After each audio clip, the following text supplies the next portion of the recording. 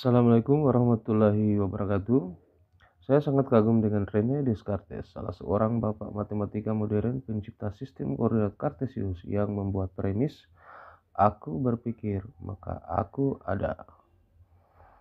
Sebuah kalimat yang menggugah jiwa bahwa segala objek di dunia ini adalah ciptaan Tuhan yang Maha Esa, Allah Subhanahu wa Ta'ala. Kita akan bahas penemuan beliau dalam video ini. Simak sampai selesai ya. Pada sebuah kegiatan training basic Sispala, siswa pencinta alam, semua peserta hanya dibekali sebuah peta sebagai penunjuk jalan atau arah. Setelah tiba di posko utama, mereka akan diarahkan secara mandiri menuju titik-titik tertentu yang ditentukan panitia. Titik yang dimaksud seperti yang ini. Nah, akan muncul beberapa pertanyaan. Bagaimana jika titik itu tidak ketemu ya?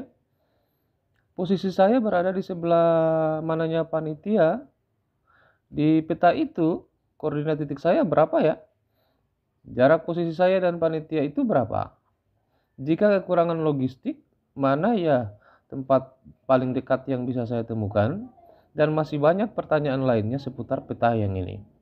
Nah, kurang lebih pertanyaan itu jika dirangkum akan seperti ini. Ya.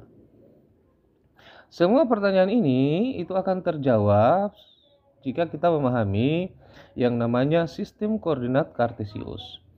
Nah, inilah penemuan dari Descartes. Kita mulai dengan cara menggambarnya. Ya, bagaimana sih cara menggambar diagram kartesius itu? Sudah ada 4 langkah di sini yang ditentukan di sini. Yang pertama, kita gambar dua buah garis lurus horizontal dan vertikal yang saling berpotongan. Ya, kurang lebih seperti ini. Ini garis horizontalnya atau mendatarnya. Kemudian ini adalah garis vertikalnya. Nah, garis horizontal diberi nama dengan X. Jadi garis ini itu kita kasih nama dengan X.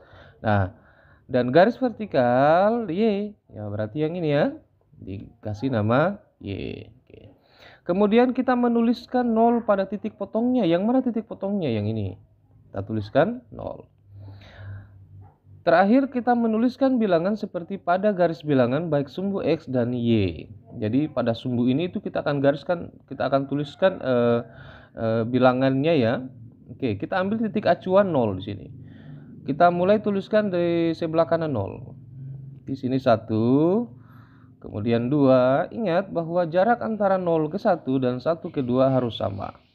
Begitu pula ke titik-titik selanjutnya. Habis 2, 3, kemudian 4, 5. Sampai mana ini? Nah, sampai sesuai kebutuhan. Kalau kebutuhannya kita menggambar 10 titik ya 10 titik. Oke, kita lanjut di sebelah kiri. Dari ke sebelah kiri 0 itu berarti ada -1. Ingat jaraknya harus sama ya. -2, -3, -4, -5 dan seterusnya sesuai kebutuhan. Begitu pula pada sumbu X. Pada sumbu X kita tuliskan lagi. Sama di atas sumbu X itu kita tuliskan nilai-nilai positif dan di bawah sumbu X dituliskan dengan bilangan negatif. Lanjut. Apa saja yang ada dalam diagram kartesius itu? Ya, inilah beberapa keterangannya. Nah, garis mendatar ini itu disebut dengan sumbu X. Jadi, garis ini disebut dengan sumbu X. Nah, nama lainnya itu adalah apsis. Nah, garis vertikal disebut dengan sumbu Y. Nama lainnya adalah ordinat.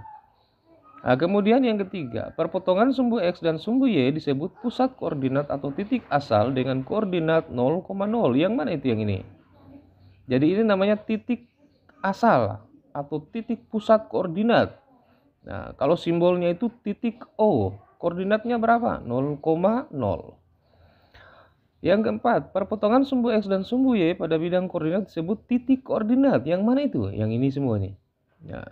Jadi bidang-bidang ini yang dibagi oleh sumbu X dan sumbu Y itu disebut dengan bidang koordinat. Nah, pada bidang tersebut tentu ada titik-titik perpotongan. Nah, namanya titik koordinat. Nah, titik koordinat itu selalu merupakan sebuah pasangan berurutan X, Y. Jadi selalu didahulukan X-nya baru Y-nya. Nah, bidang koordinat tersebut terbagi atas 4 bagian. Nah, disebut dengan kuadran. Jadi kuadran itu selalu dimulai dari sebelah kanan atas ya. Jadi sini kuadran 1. Nah, di sebelahnya itu ada kuadran 2, di bawahnya ada kuadran 3, dan sini adalah kuadran 4. Pembahasan tentang kuadran nanti akan dibahas di tingkat SMA. Untuk tingkat SMP itu cukup kita bahas posisi kuadrannya di mana, kemudian nilai X-nya apakah positif atau negatif, dan nilai Y-nya juga apakah positif atau negatif. Pemahaman tentang sistem koordinat kartesius yang paling dasar itu adalah posisi titik terhadap sumbu X dan sumbu Y. Di sini itu akan dipelajari bagaimana posisi titiknya, kemudian X-nya berapa, positifkah atau Y-nya positifkah atau negatifkah, kemudian posisinya itu berada pada kuadran yang sebelah mana. Oke, sekarang dengarkan penjelasannya. Misal untuk titik A ini kita lihat posisinya dari sumbu X, kan terhadap sumbu X ya, dan Y. Perhatikan sumbu X-nya. Nah, titik A berada di mananya? Berada di atas. Lalu dengan sumbu Y berada di mana? Ya, berarti berada di sebelah kanan. Nah, penjelasannya titik A ini berada di atas sumbu X dan di kanan sumbu Y. Bagaimana nilai X-nya? Perhatikan di sini X-nya. 1, 2, 3, 4 ya, 5. Ini semua positif, maka X-nya adalah positif. Nah, kemudian untuk Y-nya bagaimana? 1, 2, 3, 4, 5 semua juga positif. Maka titik A itu X-nya bernilai positif, Y-nya bernilai positif, dan titik A tersebut berada di kuadran 1. Jadi kalau ditanya nanti, kalau kuadran 1 itu X-nya positif atau negatif? Ya, kuadran 1 berarti X-nya positif, Y-nya juga positif. Misal di titik B misalnya. Titik B, lihat sumbu X. Ya. Titik B itu berada di sebelah mana sumbu X? Oh, berarti di atas sumbu X. Lalu dengan sumbu Y, berada di sebelah mananya dia sumbu Y? Ya, berada di sebelah kiri sumbu Y. Maka B itu posisi titiknya ada di atas sumbu X dan di kiri sumbu Y. Bagaimana dengan nilai X dan Y-nya? Ya, sekarang kita lihat X-nya di sini. Min 1, min 2, min 3, min 4, min 5. Maka titik B itu bernilai negatif untuk X-nya. Untuk Y-nya 1, 2, 3, 4, 5 dia bernilai positif. Nah, jika X negatif dan Y positif, maka dia berada pada kuadran 2. Begitu seterusnya untuk titik C, D ya. Untuk titik C itu berada di kuadran 3, X-nya negatif, Y-nya negatif. Posisi titiknya ya di bawah sumbu X, di kiri sumbu Y.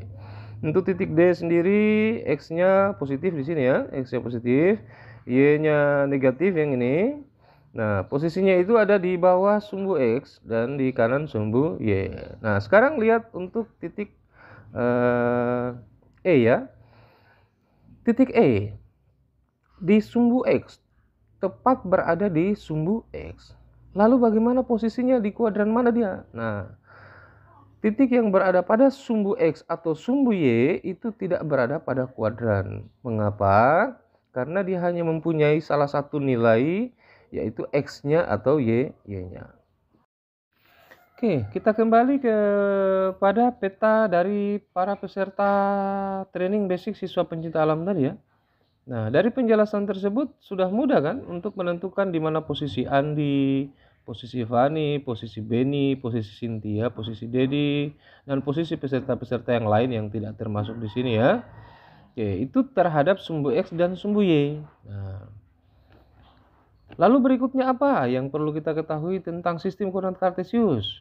Ini posisi titik terhadap sumbu X dan Y dengan titik acuan O 0,0.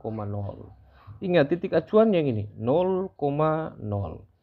Nah, di sini kita akan belajar jaraknya, posisinya, dan koordinatnya berapa. Oke, misal untuk titik A di sini. Titik A, ingat ini acuannya ini ya, acuannya 0. Titik A kita mulai belajar dengan jarak terhadap sumbu X-nya. Untuk menghitung jarak terhadap sumbu X itu begini cara menghitungnya. Ya, jadi dari 0 ke sumbu X sini ya. Ya, 0 ke sumbu X ini. Jadi ini berarti hitung dari sini 1, 2, 3, 4. Berarti 4 satuan. Bagaimana jaraknya terhadap sumbu Y? Ya, berarti di sini dihitung dari sini 1, 2, 3. Nah, bagaimana posisi titiknya dengan acuan titik O 0,0 di sini? 0,0 ini. Nah, acuannya yang ini ya, acuan yang ini. maka kita harus hitung dari sini. Ya, kita harus mulai berjalan dari titik A menuju ke sini. Ya, kita berjalan dari sini. 1, 2, 3. Berarti 3 ke kiri. Lanjut 1, 2, 3, 4. 4 ke bawah. Kenapa bukan yang ini, Pak Guru? Karena ini kan bisa juga dari sini. 1, 2, 3, 4. Ingat, untuk sesuai kesepakatan bersama, itu kita dahulukan dulu berjalan sejajar dengan sumbu X baru dengan sumbu Y-nya. Oke. Nah, koordinatnya berapa? Koordinat titik X, Y untuk A itu tinggal cukup melihat dari sininya. Ya, X-nya berapa? 3. Y-nya berapa? 4. Maka koordinatnya 3,4. Oke ya.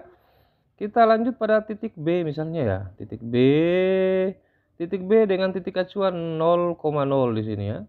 Maka kita harus berjalan dari mana? Apakah dari sini? Oh tidak, di sini. Dari sini kita berjalan ya. Berarti di sini 1, 2, 3. Ikuti dulu sumbu X. 3 satuan ke kanan, kemudian ke bawah. 1, 2. 2 satuan ke bawah. Koordinatnya berapa? Min 3,2. Ini koordinatnya di sini. Min 3, X-nya min 3, Y-nya di sini 2. Seperti itu ya. Kita ambil misalnya contoh lain untuk titik D misalnya, titik D di sini. Nah, ini acuannya. Berarti berjalan dari mana? Dari sini. Nah, berarti dari ikuti dulu sumbu X. 1 satuan ke kiri, kemudian 1, 2 satuan ke atas. Oke, seperti itu ya. Misal untuk titik bagaimana dengan titik E dengan titik F yang berada tepat di sumbu X dan sumbu Y. Titik E misalnya. Ya, maka ini anunya. Ini acuannya ya. Berarti harus berjalan dari sini. 1, 2, 3, 4. 4 satuan ke kiri. Untuk titik F, ya, ini acuannya berarti berjalan dari sini. 1, 2, 3. 3 satuan ke bawah. Sekarang kita kembali kepada peta tadi lagi ya. Oke. Berarti dari sini setelah kita mengetahui ini sudah sangat mudah kita menjelaskan posisi tiap-tiap peserta kan. Misalnya untuk posisi Beni misalnya. Untuk posisi Beni jaraknya terhadap sumbu X itu ya, yang sumbu X itu yang sejajar dengan posko panitia ya, yang berada pada posko panitia di sini. Ya, jaraknya berarti 2 saja, 2 satuan seperti itu. Bagaimana dengan jarak dengan sumbu Y-nya? 1, 2, 3, 3 satuan. Terus bagaimana cara Beni misalnya untuk kembali ke posko? Tinggal berjalan dari sini. 1, 2, 3, 3 satuan ke kanan. Kemudian 1, 2, 2 satuan ke bawah. Seperti itu ya. Saya rasa sangat mudah sekali ya. Oke, selanjutnya nanti kita akan bahas pula posisi titik terhadap titik asal 0,0 dan titik acuan tertentu. Jadi titik acuan bukan lagi titik 0, tetapi sudah titik tertentu X, Y. Nah, pembahasannya nanti itu akan dibahas pada part 2 koordinat kartesius. Ya. Untuk memperdalam pengetahuan, silahkan kerjakan latihan berikut ini. Ya, dikerjakannya ini sudah sangat mudah latihannya ya. Terima kasih telah menonton video ini. Assalamualaikum warahmatullahi wabarakatuh.